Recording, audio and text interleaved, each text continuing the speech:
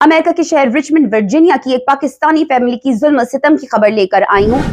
अस्सलाम वालेकुम, I hope आप लोग ठीक ठाक होंगे। ये कहानी जो मैं आज आप तक लाई हूँ बहुत अफसोसनाक है, बहुत तकलीफदेह है। जैसे घटिया अमेरिकन पाकिस्तानी और अमेरिकन इंडियंस होते हैं जो चाहते हैं कि अपने बिगड़े नवाबों के लिए ऐसी लड़कियां लेकर आएं जो उनके बेटों की गंदी आदतों के ऊपर पर्दा रख सके। हम उन लोगों को जानते भी हैं, उन लोगों को पहचानते भी हैं। ये गंदे कीड़े पाकिस्तान में भी एग्जिस्ट करते हैं। आपको ये बात बताती चलूं, हर घर में ऐसा नहीं होता। अच्छा जनाब, ये पाकिस्तानी फैमिली है जो रिचमंड वर्जीनिया से पकड़ी गई है एक बहुत बड़ी इन्वेस्टिगेशन के अंदर। ये केस जो है, ये एक लड़की का केस है जिसको 2002 में ये लोग पाकिस्तान से शादी करके लेकर आते हैं। इनकी सास का नाम है जाहिदा अमान, जो कि 80 साल खातून है।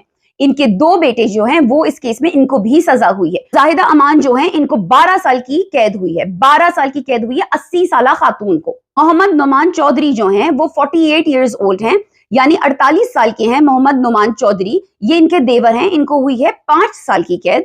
मोहम्मद रेहान चौधरी जो हैं वो 55 साल हैं और इनको हुई है 10 साल की कैद। अच्छा, इसमें जो लड़की की सास हैं जाहिदा अमान जो कि 80 साल हैं और उनको 12 साल की कैद हुई है, वो और मोहम्मद रेहान जो 55 साल हैं और उनको 10 साल की कैद हुई है, उनको ऑर्डर किया है कोर्ट ने $2.5 लाख विक्टिम को, यानी उस लड़की को वो लोग पे करेंगे। तो वो $2.5 लाख इस लड़की को इसलिए पे करेंगे क्योंकि इन्होंने उस पर जुल्म किया है, उससे काम करवाए हैं। तो $2.5 लाख बनते हैं 12 साल के जुल्म सितम के। $2.5 लाख भी देने हैं, सजा भी भुगतनी है। अब यहाँ पे लोग बैठ के सोच रहे होंगे सास 80 साल खातून है, उन्होंने 12 साल की जेल फेस करनी है, कितना बड़ा जुल्म है। नहीं, ये जुल्म नहीं है, ये इंसाफ है, क्योंकि इन्होंने जो जुल्म किया है उसकी कहानी आप जरा सुने। तो ये उसको थप्पड़ मारते थे, लाते मारते थे, घर के तमाम काम करवाते थे। अच्छा, कुछ लोगों को जिसके अंदर इंसानियत नहीं है, उन लोगों को शायद ये सब चीजें नॉर्मल लगे, वो कहें ये इसमें कौन सी बड़ी बात है भाई, पढ़ो लाते तो हम वैसे ही अपने घर की बहू बेटियों को वैसे ही चलते फिरते मारते रहते हैं,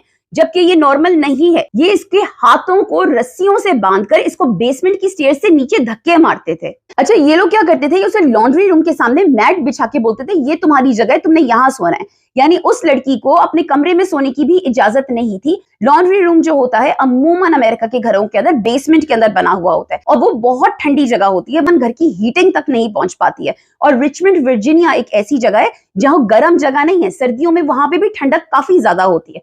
तो ये लड़की 12 साल से उस लॉन्ड्री रूम के अंदर मैट के ऊपर सो रही थी, पतले से मैट के ऊपर सो रही थी। यहाँ पर घरों के अंदर अमूमन पूरे घर हमारे जो होते हैं वो फुली कारपेटेड होते हैं। ये लोग जो हैं उस लड़की से कारपेट घर के हाथों से धुलवाते थे, रगड़ रगड़ के, प्लस उससे भारी भारी सीमेंट की बोरियां उठवाते थे। ड्राइवे बनवाना हो, ड्राइवे फिक्स करवाना हो तो उसकी बोरियां भी ये लड़की उठाती थी। यानी कोई भी काम जहां ये लोग पैसे बचा सकते हैं वो काम इस लड़की से करवाते थे। जो मेंटेनेंस है लॉन की वो सारी ये लड़की करती थी। और लॉन मोवर जो है वो चलाना आसान काम नहीं होता, वो चलाना काफी मुश्किल काम होता है, अच्छों की दम निकल जाता है लॉन मोइंग करने में।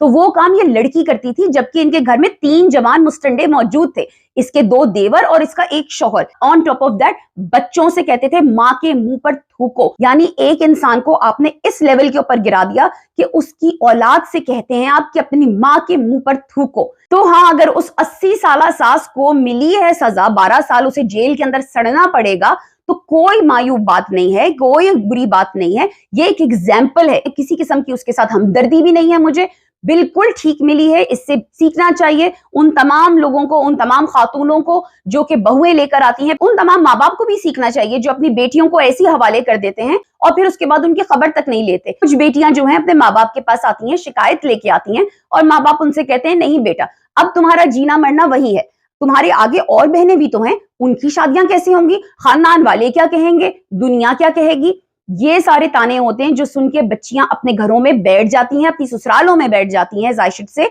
और जुल्म सितम बर्दाश्त करती रहती हैं। कुछ जो हैं वो डिप्रेशन का शिकार हो जाती हैं, कुछ जो हैं वो हालात से समझौता कर लेती हैं और कुछ जो हैं वो वक्त से पहले मर जाती हैं। अब आप यहाँ पे इसके हस्बैंड का किरदार देखिए। इसका हस्बैंड जो बिल्कुल भी इस केस के अंदर कहीं मेंशन नहीं है, इसका हस्बैंड जिसके ऊपर कोई चार्जेस नहीं है, जिसको जेल नहीं हुई है, उसका जिक्र तक नहीं है। आजकल तो ये ट्रेंड काफी ज्यादा चल गया है, घर वालों को खुश करने के लिए उन्होंने एक शो पीस बिठा के रखा हुआ है जो सलवार कमीज पहन के घर वालों की खिदमत करने के लिए, उनकी अम्मा को खुश करने के लिए घर में उन्होंने बिठा के रखी है और बाहर उन्होंने अपना साइड बिजनेस चला के रखा हुआ है। तो यहाँ पे भी कुछ ऐसे ही था। वो शौहर साहब ले तो आए एक अरेंज मैरिज के थ्रू अपनी अम्मा की पसंद से एक लड़की को, क्योंकि अम्मा तो लेकर आई थी नौकरानी। तो हस्बैंड ने सोचा होगा कि चलो मेरी माँ तो खुश हो गई, मेरी माँ के पैरों के तले जन्नत है। वो अपनी दुनिया की जन्नत यानी कैलिफोर्निया में अपनी गर्लफ्रेंड के पास रहा करते थे।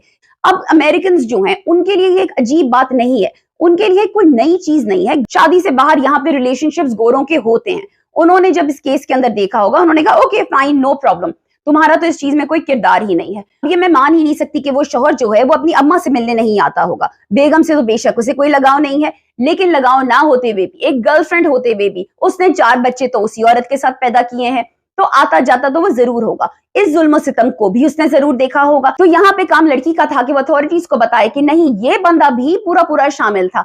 आई डोंट नो कि उसने ऐसा क्यों नहीं कहा। एनीवेज लीगली तो वो बच गया ना हर चीज से। लीगली उसके ऊपर किसी किस्म का इल्जाम नहीं है, उसे किसी किस्म की सजा भी नहीं हुई है। मेरा ये मानना है कि इसका शौहर जो है वो पूरा का पूरा जिम्मेदार है और रिस्पॉन्सिबल है, बल्कि उस 80 साल सास और उसके दोनों देवरों से ज्यादा इसका शौहर रिस्पॉन्सिबल है। निकाह होता है, लड़की का जो शौहर होता है वो उसका मुहाफिज होता है। जुल्म सितम उसने होने ही क्यों दिया? उसने क्यों नहीं अपनी बीवी को प्रोटेक्ट किया और अपनी बीवी के हकूक के लिए आवाज उठाई? क्यों हमारे मुआशरे में, हमारी सोसाइटी के अंदर ये होता है कि अपने बेटों को तो अल्लाह का मुआजिजा समझ के बिठा दिया जाता है। उनसे कहा जाता है कि बेटा जो चारपाई तुम पहले तोड़ रहे थे उसको मजीद तोड़ो। और जो बहू लेकर आते हैं वो सिर्फ इस नियत से लेकर आते हैं कि घर की मुलाजमा के पैसे बचेंगे, हमें कोई नौकरानी नहीं रखनी पड़ेगी। और अब ये लड़की जो हमारे घर आ गई है, ये बेजबान जो हम घर ले आए हैं, अब ये घर के तमाम काम करेगी। अब इसको हम इमोशनली टॉर्चर करेंगे, अब इसको हम इमोशनल ब्लैकमेल करेंगे। और ब्लैकमेल के भी तरीके होते हैं। कहा जाता है तुम्हारी हम तलाक करवा देंगे, इसकी हम दूसरी शादी करवा देंगे,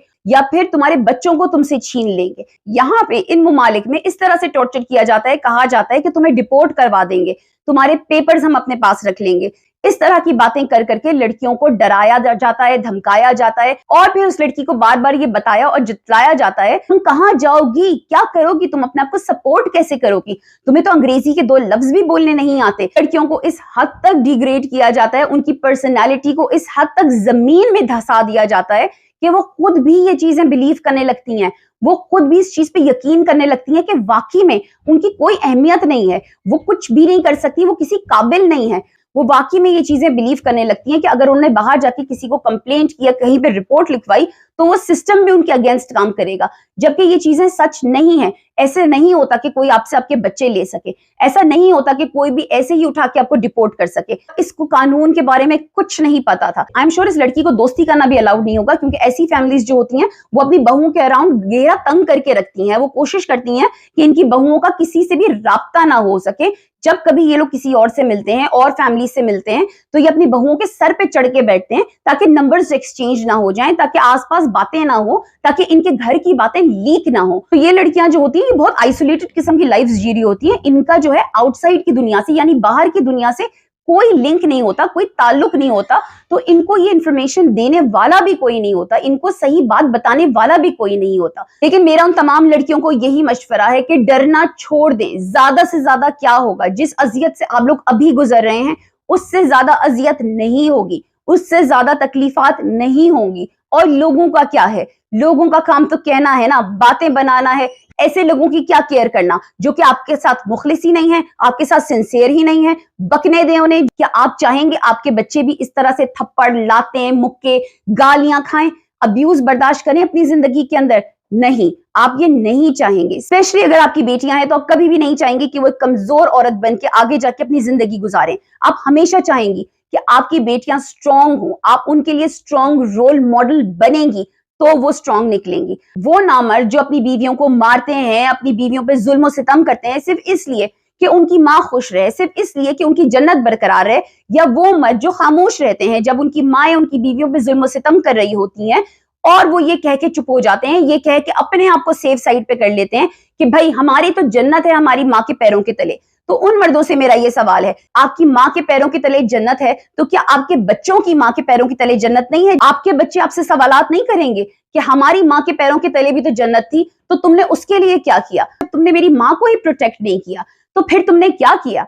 तुम्हारी ही औलाद आके तुम्हारा गला पकड़ेगी, तुम्हारा गिरेबान पकड़ेगी और तुमसे ये सवाल पूछेगी। ये बात जरूर याद रखिए कि अल्लाह की लाठी बेआवाज है। जहां आप अपनी जन्नत को महफूज रख रहे हैं, वहीं पर आप दुनिया में भी अपनी जहन्नुम बना रहे हैं और वहां पर भी अपनी जहन्नुम बना रहे हैं। तो मेरा उन मर्दों को एक खास पैगाम है कि बहाने बनाना बंद कर दीजिए। जो चूड़ियां छुपा के रखी हैं, उन चूड़ियों को पहन के अपनी बेगमात के सामने आ जाइए और कह दें कि ये देखो बेगम, चूड़ियां पहनी हुई है मैंने, ये फजूल की बहाने बनाना छोड़ दीजिए। माँ के पैरों के तले जन्नत है, इसीलिए बेगम मैं चुप हूँ, जुल्म के खिलाफ आवाज नहीं उठा सकता। जब आप एक प्रोटेक्टर हैं अपनी बीवी के, तो वो काम सर अंजाम दें, और अगर आप नहीं दे सकते तो फिर काइंडली औरत को आजाद कर दें और उसे बता दें मैं तुम्हारी हिफाजत नहीं कर सकता, मैं इस काबिल नहीं हूं कि मैं तुम्हारी हिफाजत करूं। ये देखो चूड़ियां हैं मेरे हाथों में, एक चूड़ी पहनने वाला दूसरी चूड़ी पहनने वाले की हिफाजत कैसे कर सकता है? मैं भी उतना ही कमजोर हूं, उतना ही मजलूम हूं जितनी तुम हो। तुम कोई ऐसा अपने लिए ठिकाना ढूंढो, कोई ऐसा अपने लिए मुहाफिज ढूंढो जो वाकई में मर्द हो,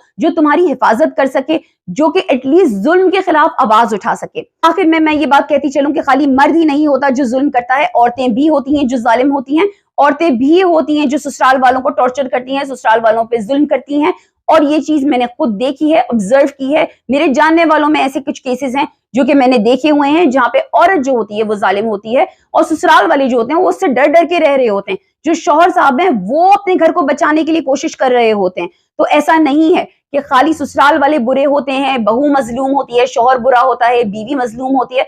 ये चीज नहीं है। मैंने अपने व्लॉग के शुरू में ही आपसे मेंशन किया था, ये चंद लोग हैं, ये चंद मेंटालिटीज हैं जो एग्जिस्ट करती हैं। With that I am gonna go now, take care, अल्लाह हाफिज एंड फी अमान अल्लाह।